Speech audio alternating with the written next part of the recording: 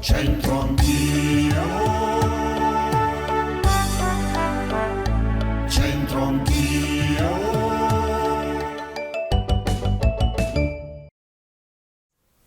Bentrovati, c'entro anch'io anche oggi, qualche minuto in nostra e vostra compagnia. E Jacques de la Palisse, chi è? State con noi che lo scoprirete, anche lui comunque è passato da Brescia.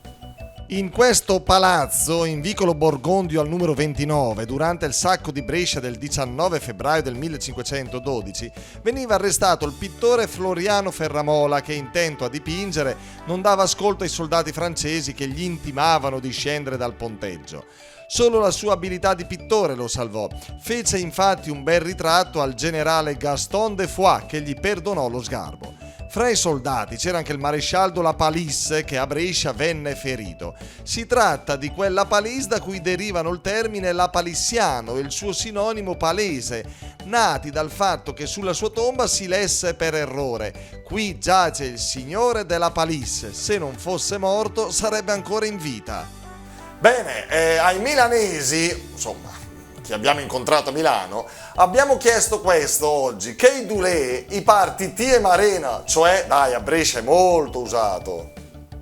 In galleria a Milan con ragazzi milanesi. Voi siete della città?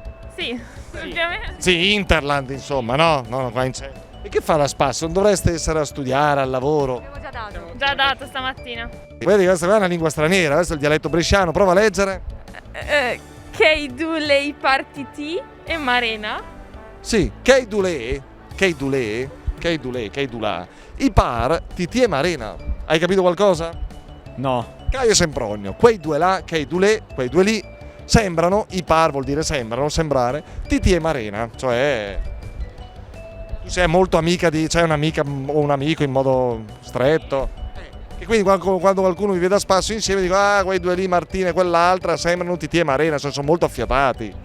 Mimì Sì. Ho dato lei. Lei? Chi? Il tuo papà? Mimì e Cocò. Vedi, a Milano si dice Mimì e Cocò. Magari a Roma dicono Caio Sempronio. Questi qua intanto fanno giustamente, non li abbiamo più inquadrati da 2 minuti, questi. Chi sbadiglia, chi sarà andato a fare una passeggiata, giusto così. Vabbè, Mimì e Cocò, Titi e Marena. Grazie, buon tutto. Ciao. Grazie. E te pareva se non beccavamo gli stranieri un'altra volta, ma noi siamo contenti. Jérôme e Tifenne. E where are you from? Belgium. Ah, dal Belgio. Parliamo un po' inglese, loro lo parlano bene e io avete capito che insomma me la cavicchio maluccio. What do you visit in Milan, Venice, Florence? Well, only Milan, but we only arrived this morning, so this is our first day in Milan. Qualche giorno qui a Milano in vacanza. Ma you are generous with her? Sei generoso? Un regalo a ring, a very big ring? She is hungry all the time.